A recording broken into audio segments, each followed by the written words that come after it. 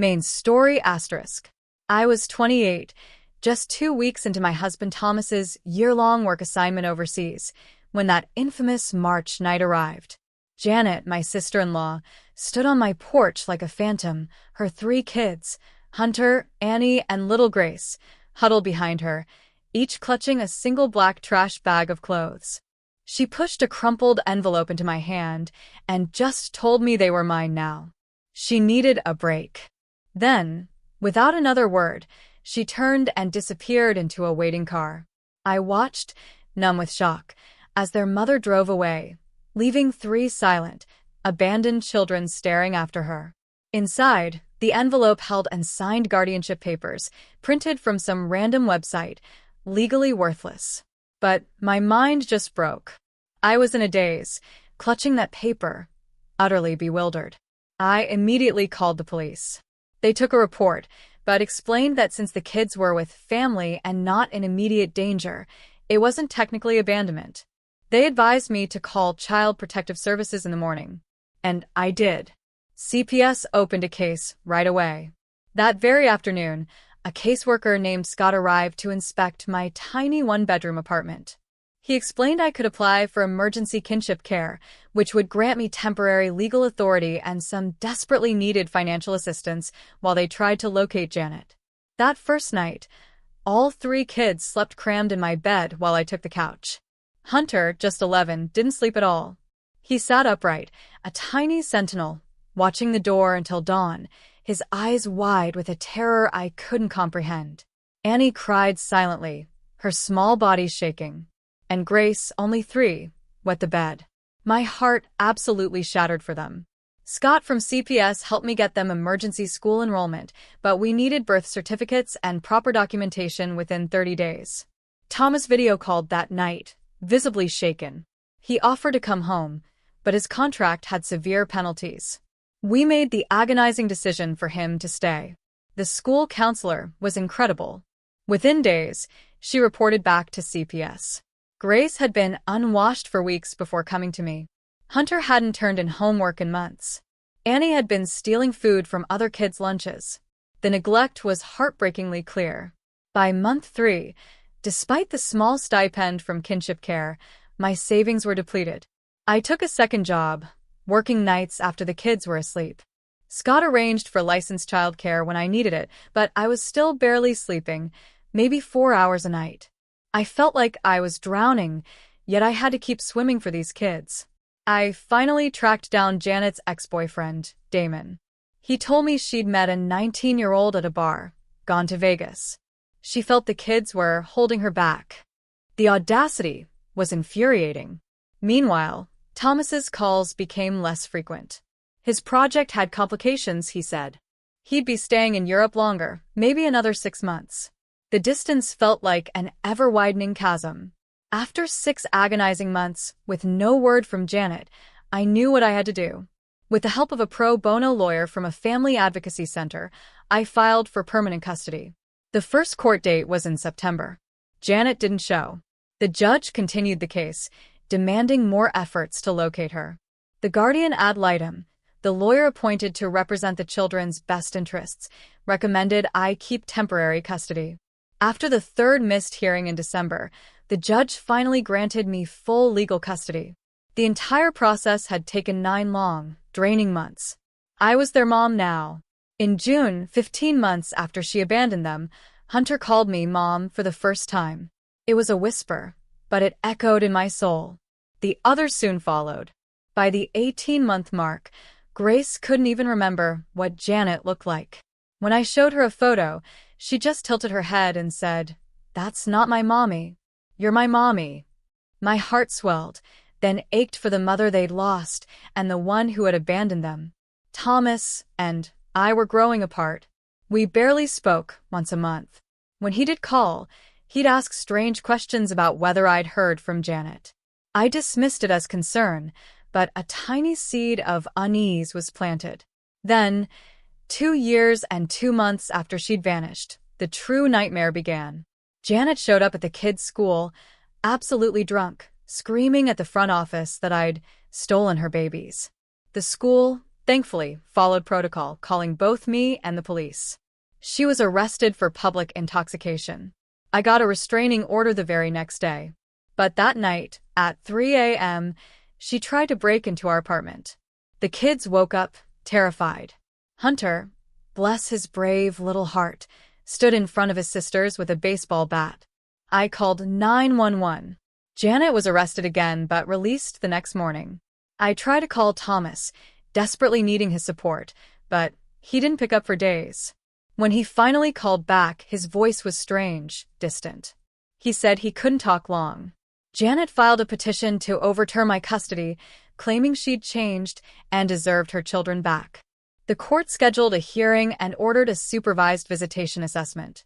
When the kids saw her at the visitation center, all three had panic attacks.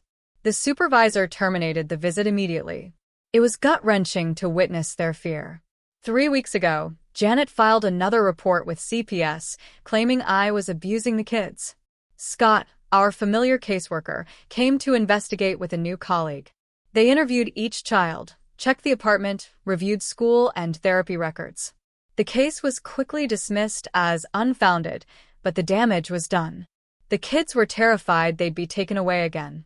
Then the true bomb dropped. Janet cornered me in the parking lot after work. This time, she wasn't drunk. She looked pregnant. She told me she wanted her kids back. Her boyfriend had left her, and she needed them now. I stared at her, utterly cold. I told her the kids were finally stable, that they had been legally adopted by me now, that she couldn't just disappear for 2 years and expect to walk back into their lives. I noticed her swollen stomach again and, foolishly, asked who the father was. She smiled. A slow, cruel smile. Your husband. My brain couldn't process it. My husband, Thomas, the father of her baby. Before I could even respond, Janet started laughing. This horrible, smug, triumphant laugh that made my blood boil. She pulled out her phone and showed me texts between her and Thomas going back over a year. Apparently, they'd been in contact this entire time while I was staying up all night with her traumatized children, battling her relentless attacks. You're full of ___. I choked out, my voice trembling. Thomas wouldn't do that. But my hands were shaking so bad, I could barely get my keys out. Janet just kept talking, detailing how Thomas had been sending her money, how they'd meet up whenever he flew back to the States for business trips I didn't even know about. I just scrambled into my car and locked the doors. Janet stood there, banging on my window, screaming that she was going to tell everyone how I stole her kids and her man. I drove away, her hateful yells shrinking in the rearview mirror. When I got home, the kids were with our neighbor. I managed to hold it together until she left. Then I went to the bathroom, turned on the shower, and just sat on the floor, crying. How could Thomas do this? We'd been together for 6 years before all this happened. After the kids were asleep, I called Thomas. No answer. I texted. Janet says you're the father of her baby. Call me now. At 3 a.m., my phone finally rang. It was Thomas. I didn't even say hello. Is Janet pregnant with your baby? Silence. So long I thought the call had dropped. Then I whispered, I'm sorry. It wasn't supposed to happen like this. I lost it. I was screaming so loud I had to shove my face into a pillow so I wouldn't wake the kids. How long? How could you do this to me while I was raising her children that she abandoned? He said it started before he left for Europe. Janet had contacted him, needing money. He met up with her, gave her some cash, and things happened. He swore it was just supposed to be a one-time thing, but then they kept talking. I asked if that's why his project in Europe kept getting extended. He admitted there was no extension. He just couldn't face coming home after what he'd done. Then he had the nerve to ask if the kids were okay, like he actually cared.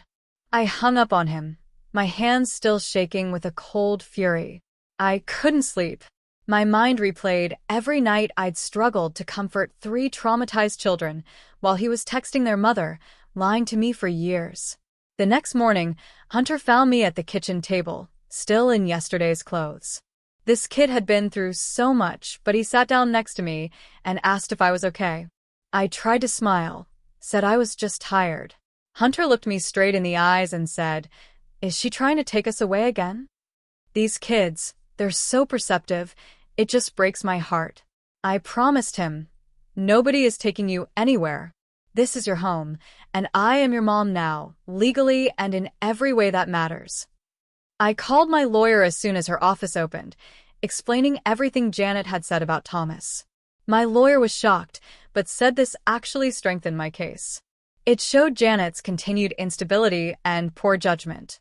She suggested I file for divorce immediately and document everything. That afternoon, Janet showed up at our apartment complex again.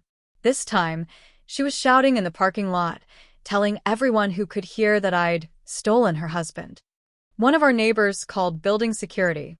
When they tried to escort her out, she started screaming that she was going to get her kids back, and there was nothing I could do about it. Hunter and the girls were at school, thank God, but the whole incident was recorded on the building security cameras. My lawyer said this was perfect evidence of Janet's continued erratic behavior. I decided to be proactive. I emailed Thomas with a list of demands. 1. Sign divorce papers. 2. Give up any claim to the children. 3. Provide a recorded statement confirming his relationship with Janet and her abandonment of the kids. I told him if he didn't comply, I'd make sure his company knew what kind of person they had working for them. Harsh? Maybe. But I was done being nice. That night, I got a call from a number I didn't recognize. It was Damon, Janet's ex. He'd heard Janet was back and causing trouble. He wanted to warn me that when Janet was with him, she talked about getting her kids back someday, not because she wanted them, but because she wanted the government benefits that came with them. He offered to testify if needed. The next day was Friday. I took a personal day and met with my lawyer to file the divorce papers. Afterward, I went to the school and updated their emergency contact information, explicitly stating that Janet was not authorized to pick up the kids under any circumstances. The principal pulled me aside. Apparently, Janet had called the school twice more, demanding information about the children's schedules. They'd refused, but he wanted me to know they were taking the situation seriously. All staff were instructed to call police immediately if Janet showed up again. I was walking back to my car when Scott from CPS called. Janet had filed another report, this time claiming I was turning the children against her. Scott sounded utterly exhausted. He said they were required to investigate, but he wanted to do it with minimal disruption to the kids. Could he come by the apartment that evening? When Scott arrived, he brought his supervisor, Brenda. They interviewed each child separately in their bedroom, while I waited anxiously in the living room. Afterward, Brenda told me the case would be closed immediately. Not only were the allegations clearly false, but Grace had told them she didn't remember Janet at all, and Hunter had expressed genuine fear of her. Brenda then took me aside and said something off the record. CPS was building a case against Janet for harassment through false reporting. If she filed one more false report, they would pursue action against her. That night, Annie had a nightmare. She crawled into bed with me, her little body shaking. She asked if the scary lady was going to take her away. I held her tight and promised I wouldn't let that happen. The next morning, I woke up to 37 text messages from Thomas. After initially agreeing to my demands, he'd changed his mind. He said Janet had been calling him nonstop, threatening to tell his employer everything unless he helped her get the kids back. He was scared of losing his job, his reputation. I didn't respond. Instead, I forwarded the messages to my lawyer. That afternoon, while the kids were at their therapy session, I met with a financial advisor. Thomas and I had joint accounts, and I needed to protect myself. The advisor helped me open new accounts in just my name and suggested steps to secure my finances before the divorce proceedings. When we got home from therapy, there was a package on our doorstep, addressed to the kids, no return address. Inside were 3 brand new tablets with a note, "For my babies. Mommy loves you. I'll see you soon." I was furious. A clear violation of the restraining order. I immediately called my lawyer, who advised me to document everything but not to give the tablets to the kids. On Monday morning, I got a call from the courthouse. The judge wanted an emergency hearing due to the escalating situation. It was scheduled for Wednesday.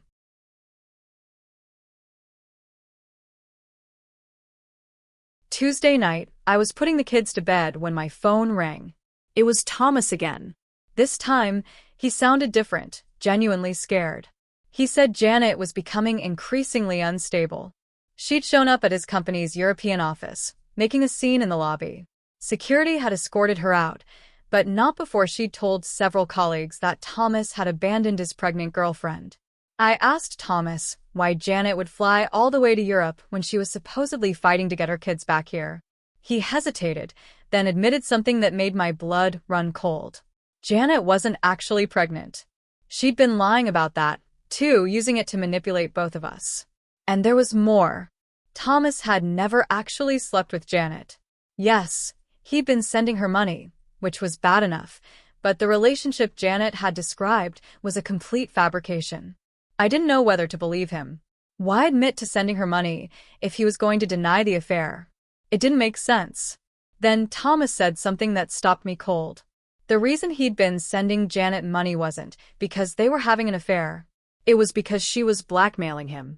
According to Thomas, Janet had caught him in a compromising situation with a coworker at a company party before he left for Europe.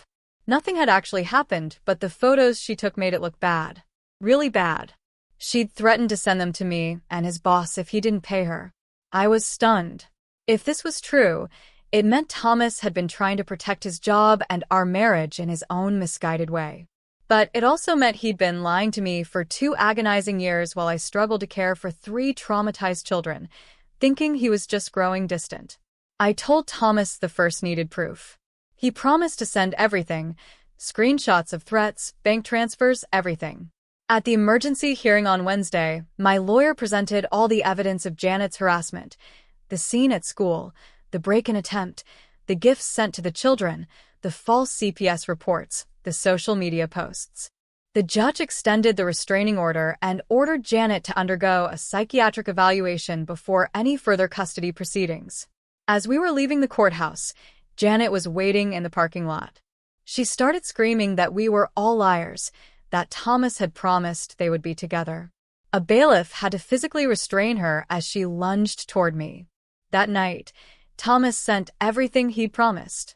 Hundreds of threatening texts from Janet, records of money transfers, even the original blackmail photos.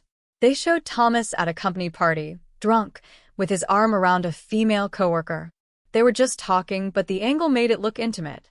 Janet had captioned them with lies about an affair that never happened. I was in shock. Part of me was relieved that Thomas hadn't betrayed me in the way I'd thought. But I was also furious that he'd kept this secret for so long. All those months of struggling alone, thinking he was just becoming distant, when actually he was being blackmailed. I showed everything to my lawyer the next day. She was as shocked as I was, but said this changed everything.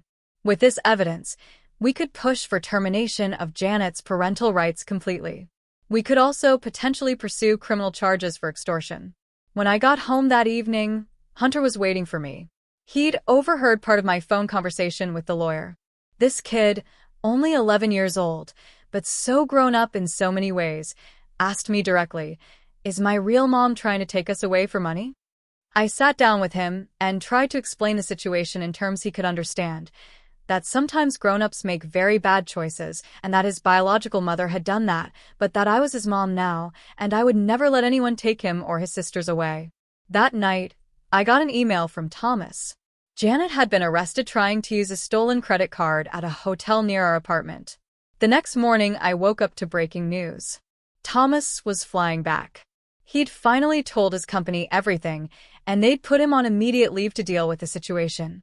He'd be landing tomorrow. I had no idea how to feel about seeing him again. Part of me wanted to scream at him for lying for so long. Another part understood he'd been trying to protect himself and us from Janet's blackmail. But one thing was absolutely clear. These children were mine now. I'd been there through the nightmares, the therapy appointments, the school projects, the stomach flu. I'd held them when they cried for a mother who didn't want them. I'd built a family from the broken pieces Janet had left behind. And nobody, not Janet, not Thomas, not anyone was going to take that away from me. I just had no idea what Thomas was planning to say when he arrived, or what Janet might do next, or whether I could ever trust my husband again after 2 years of lies. All I knew was that tomorrow would bring Thomas face to face with me and the children he'd been trying to protect from afar. And I had absolutely no idea what would happen next. Quick, upbeat music or sound effect. Midway subscribe line asterisk. By the way, if you're still with me, you've probably realized the story is wild.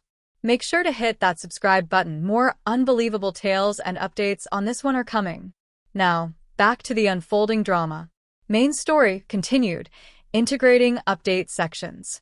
I spent all night cleaning the apartment like a maniac. Not because I wanted things nice for Thomas, but because I couldn't sleep and needed something to do with all my simmering rage. By 5 a.m., even the baseboards were spotless, and I still hadn't decided if I was going to let him explain himself or just serve him divorce papers at the door.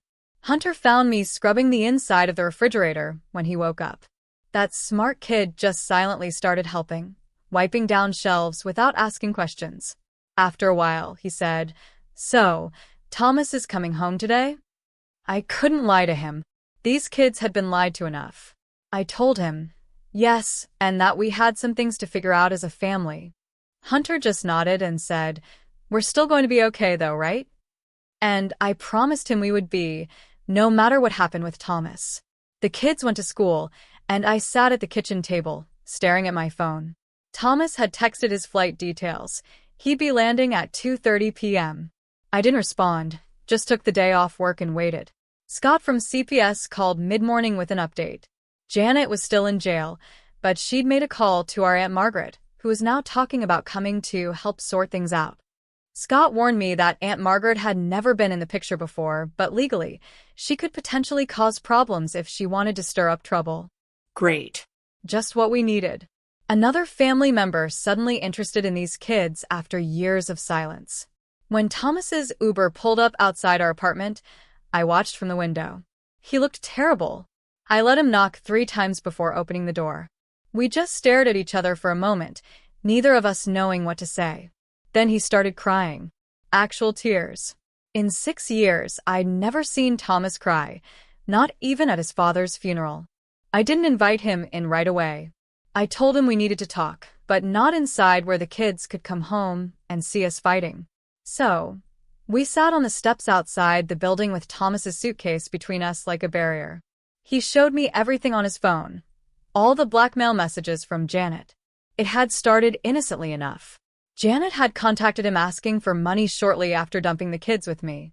He'd felt guilty, like it was somehow his fault that his sister-in-law was such a mess.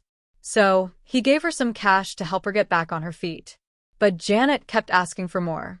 When Thomas tried to cut her off, she revealed she had those photos from his company holiday party. They weren't truly incriminating, just him looking drunk with his arm around a female coworker. But Janet had threatened to send them to his boss with a made-up story about an affair, along with other rumors that could damage his career. So, he paid and kept paying. Even after moving to Europe, he kept the money flowing to keep Janet quiet and away from the kids.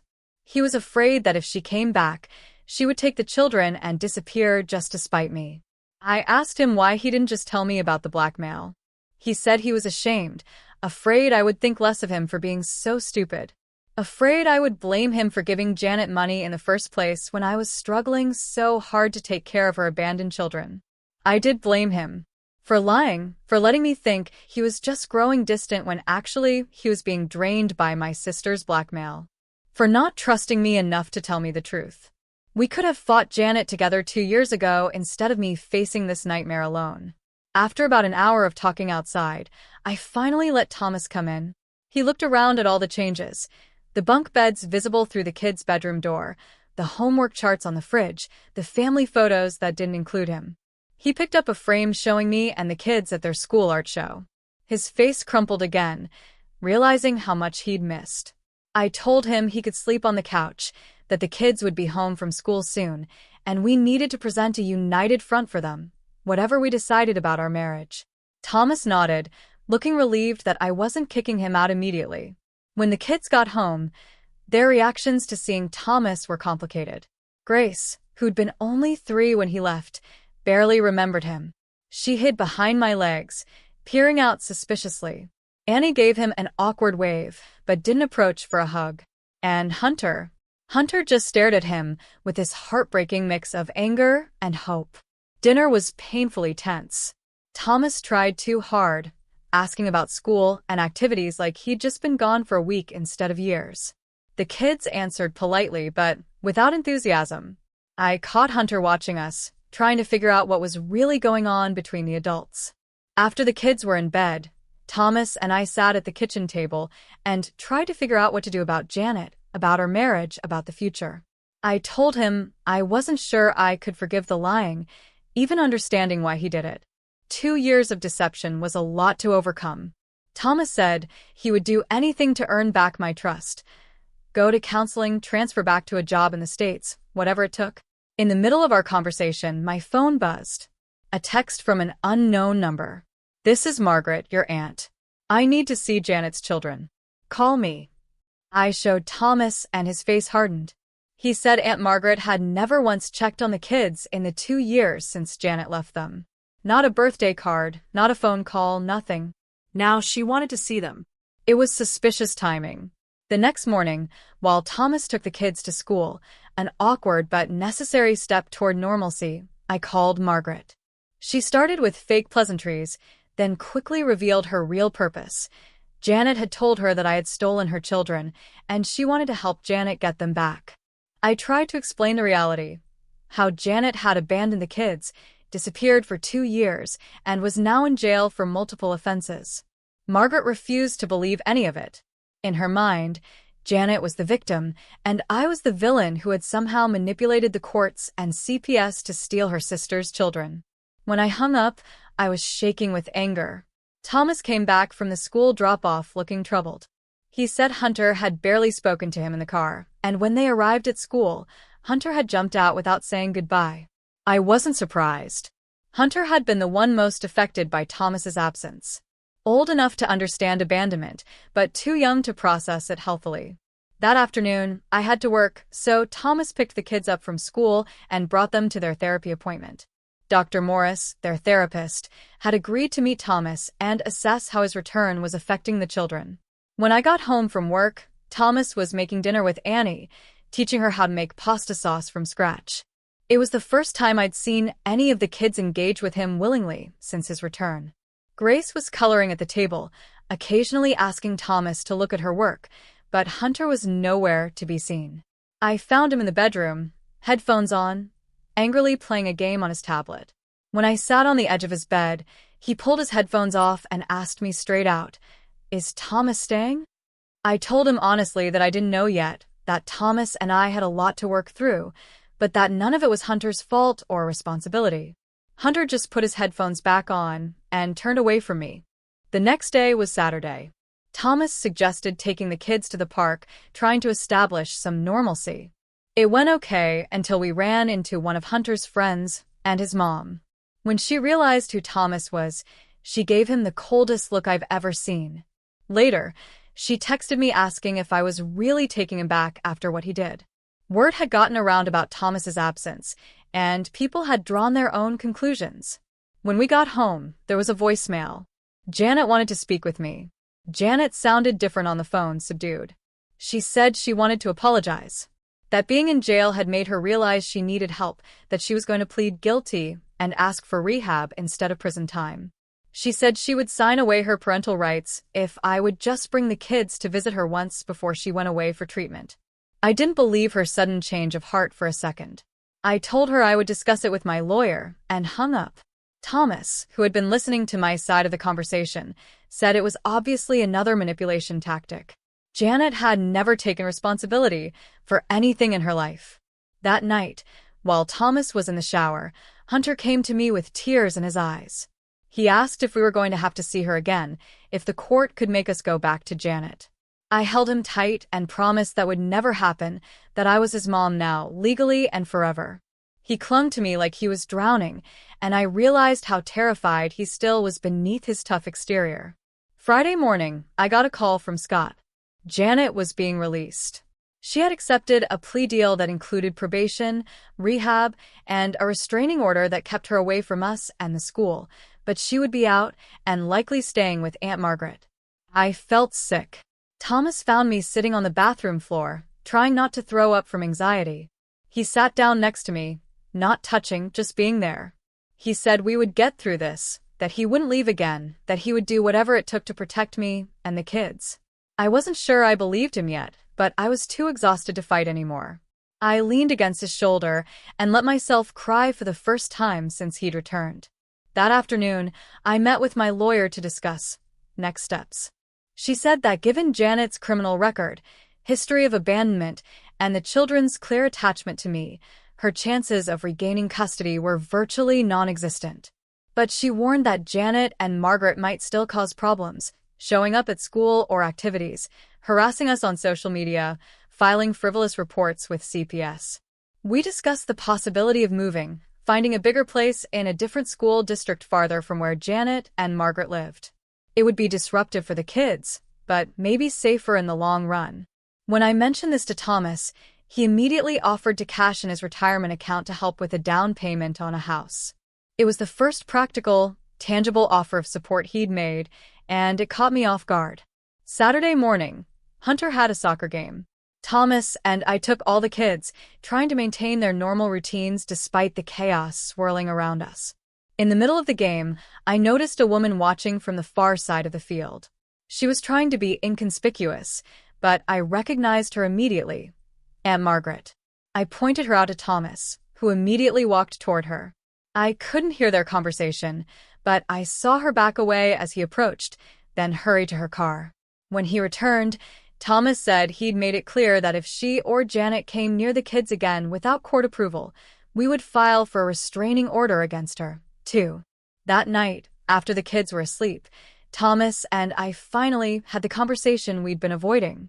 I told him I understood why he'd paid Janet's blackmail, that I even understood why he'd kept it secret at first, but I couldn't understand why he'd stayed away for 2 years, leaving me to raise 3 traumatized children alone while he hid in Europe. Thomas broke down completely. He admitted that after a while, the lie had become too big to take back, that he'd convinced himself we were better off without him, that every month he stayed away made it harder to face coming home and admitting what he'd done. I asked him if he'd been with anyone else during those 2 years. He swore he hadn't. That despite the distance and deception, he had never stopped loving me or thinking about the family he'd abandoned. I didn't know if I could forgive him, but I also didn't know if I could raise 3 children alone while fighting off Janet and Margaret without his help. The practical reality was that we needed each other, whatever was left of our marriage. The next morning, Hunter came out of his room while I was making breakfast. Thomas had gone for a run, so it was just the 2 of us. Hunter sat at the counter and asked very seriously if Thomas was staying for good this time. I told him the truth, that Thomas and I were working on our relationship, that we both loved the kids very much, but that I couldn't promise exactly what would happen. What I could promise was that Hunter, Annie, and Grace would stay with me no matter what. That I was their mom now, and nothing would change that. Hunter nodded, then said something that broke my heart and gave me hope at the same time. I want to call you Mom, but I don't know if I should call him Dad again yet. I told him he could call us whatever felt right to him, that feelings take time to heal, and nobody would rush him. When Thomas came back from his run, Hunter actually spoke to him directly for the first time in days, just asked if he wanted some cereal, but Thomas looked like he'd been given the greatest gift in the world. Monday morning, the principal called. Janet had shown up at the school again, demanding to see the children. She'd been turned away, and the police called, but she'd made a scene, screaming that I'd brainwashed her kids and turned them against her. The restraining order violation meant Janet would likely be going to jail again, instead of directly to rehab. My lawyer called to confirm this, saying that Janet's erratic behavior was actually strengthening our case for permanent termination of her parental rights. Then I got a text just before midnight from Damon, of all people, warning me that Janet had been released on bail again and was telling people she had proof that would destroy me and get her kids back. I couldn't sleep after Damon's text. What proof could Janet possibly have? Thomas and I stayed up half the night going through every possibility. Had he said something in their messages that could be twisted? Had I made any mistakes in the custody process? Was she just bluffing to cause more chaos? By morning, we were exhausted, but no closer to answers. I got the kids ready for school while Thomas made calls to our lawyer. No one had any new information. At drop-off, I noticed a car I didn't recognize idling across from the school. My paranoia was through the roof, so I reported it to the front office. They assured me their security protocols were still in place, but I couldn't shake the feeling that Janet was watching, waiting. I was supposed to be at work, but couldn't focus. Instead, I met Thomas at our lawyer's office to discuss next steps. As we were talking strategy, my phone rang. The school. It wasn't what I feared. Grace had thrown up in class. Nothing serious, but I needed to pick her up. Thomas offered to go, but I wasn't ready to add him to the approved pickup list yet. Trust was still fragile. When I arrived, Grace was curled up in the nurse's office, looking miserable, but not dangerously ill. As I signed her out, the secretary pulled me aside. Janet had called the school again, this time claiming to have medical records showing the children were on medications I wasn't administering properly. It was a complete lie, but the school had to document it. I was furious. Using the children's health as a weapon was a new low, even for Janet. The principal assured me they weren't taking the claim seriously, but I could see the doubt in the secretary's eyes. At home, I tucked Grace into bed and called the pediatrician to document that the kids weren't on any daily medications, just in case. Then, I called Scott at CPS to report Janet's latest tactic. He sighed, adding it to what was becoming a very thick file. Thomas came back from the lawyer with news. They'd filed an emergency motion to suspend Janet's probation based on the continued harassment. The hearing was set for Friday, just 2 days away. Wednesday night, we got our answer about Janet's proof. Damon called again. He'd met Janet for coffee, pretending to be sympathetic to her cause. She'd shown him what she had, screenshots of messages between Thomas and Janet over the past 2 years, carefully edited to make it look like they were having an affair. The messages were real. Thomas had been communicating with her for the blackmail payments, but Janet had deleted her threats and edited the conversations to change the context completely. She also had bank records showing Thomas's transfers, which she planned to present as support for their relationship. I felt sick, but our lawyer wasn't worried. The full message history on Thomas's phone would easily disprove Janet's claims. The problem was the damage she could do in the meantime by showing these edited screenshots to people who knew us. Thursday morning, my worst fears were confirmed. I woke up to dozens of notifications. Janet had created a public Facebook group where she'd posted her doctored evidence. She'd added neighbors, school parents, even my coworkers. The comments were horrifying. People I thought were friends were expressing shock and sympathy for Janet. Others were calling Thomas disgusting names. It was a nightmare. Thomas looked devastated when I showed him. This was exactly what he'd been paying Janet to prevent for 2 years, public humiliation and accusations. Now it was happening anyway, and worse than he'd imagined. The kids' school called again. The principal wanted to know if we needed additional support. Hunter had overheard some comments from classmates and gotten into a shouting match defending me. I picked all 3 kids up early. On the drive home, Hunter was quiet until we pulled into our parking spot. Then he asked, "Is what the kids at school are saying true? That Thomas is actually their dad?" It took me a moment to understand what he meant. Janet's edited messages had somehow morphed in the rumor mill to suggest Thomas was Janet's children's biological father. The absurdity would have been laughable if it wasn't so devastating. I sat in the car with them and explained as simply as I could. Janet was saying untrue things because she was upset. Thomas was not their biological father. I was not going to let anyone take them away. We were a family now, no matter what anyone said. That night, as the kids slept, Thomas and I sat at the kitchen table with our laptops, documenting every false claim in Janet's Facebook group.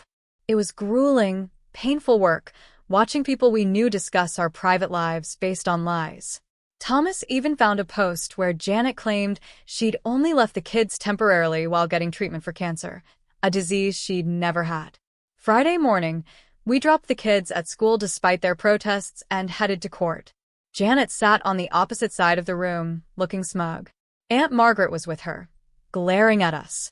Our lawyer presented the Facebook group, the continued harassment, the false CPS reports, and the school incidents as evidence that Janet was violating her probation and the restraining order. Janet's court-appointed attorney tried to argue that she was just a mother fighting for her children, but the judge wasn't having it. He had reviewed our full case file, including the 2 years of absence and the children's therapy reports. When it was Janet's turn to speak, she pulled out her phone, saying she wanted to show the judge proof of Thomas's affair with her. The judge stopped her immediately, reminding her that no phones were allowed in his courtroom. When she persisted, he ordered the bailiff to confiscate it. The judge's ruling was clear. Janet had violated her probation and the restraining order. Her bail was revoked, and she was remanded to custody immediately. The Facebook group was to be taken down within 24 hours. Most importantly, the judge granted our motion to expedite the termination of Janet's parental rights, setting a final hearing for just 2 weeks later. She started screaming that I had stolen her life, her children, her future, that Thomas had promised to leave me for her, that we would pay for what we'd done. The next 2 weeks were a blur of moving, settling in, and preparing for the final hearing. The kids started at their new school, where nobody knew our complicated history. Thomas took a local job with a pay cut, but regular hours that let him be home for dinner. The night before the hearing, Hunter asked if he could come to court with us. He wanted to tell the judge himself that he wanted to stay with me. Our lawyer had actually suggested this might be helpful, but only if Hunter genuinely wanted to do it. We agreed he could come, but Annie and Grace would stay with our neighbor at the new house. The judge began by reviewing the case history. He noted Janet's abandonment, the 2-year absence, the children's integration into my care, the multiple restraining order violations, and the recent probation violation. He then asked if Janet had anything to say before he ruled. Janet's transformation was startling. She spoke quietly about making mistakes, about struggling with addiction and poor choices. She said she'd been in therapy in jail and had realized she wasn't ready to be a mother. Tears streaming down her face, she said she just wanted what was best for her children. I felt Hunter tense beside me. This performance was exactly what he feared, that the judge would believe Janet had changed and send them back to her. But then Janet continued. She said she knew the best place for the children was with me, that she was voluntarily terminating her parental rights because she loved them enough to let them go, that she hoped someday, when they were grown and she was truly better, they might find it in their hearts to reconnect with her. The judge asked Janet if she understood what she was saying, that terminating her rights was permanent and couldn't be undone later. Janet nodded, saying she understood completely. The judge then turned to Hunter, asking gently if he wanted to say anything. He said he wanted to stay with me, his mom, that he was happy in our new home with his sisters, that he didn't want to be afraid anymore. The judge thanked him for his bravery, then issued his ruling. Janet's parental rights were terminated permanently. My adoption of Hunter, Annie, and Grace was finalized. They were legally, permanently, irrevocably my children. Ending asterisk. So that's it. That's how I fought off my psycho sister-in-law, rebuilt a broken family, and maybe, just maybe, saved my marriage. Jury's still out on that one, to be honest. It's my happy ending, or at least as happy as real life gets. To those who thought I should just give the kids back to Janet? Are you kidding me? These children are people, not library books you can return when you're done with them. And to everyone who said I was destroying a mother's bond, she destroyed that bond herself when she abandoned them for 2 years to party with her teenage boyfriend. I know some of you will say I should have divorced Thomas immediately, and maybe the old me would have agreed. But real life is messy. People screw up, even good people. Sometimes you have to decide what matters most and fight for it. For me, that was these 3 amazing kids who now call me mom. And that pregnancy Janet claimed? Total lie. Shocking? Absolutely no one.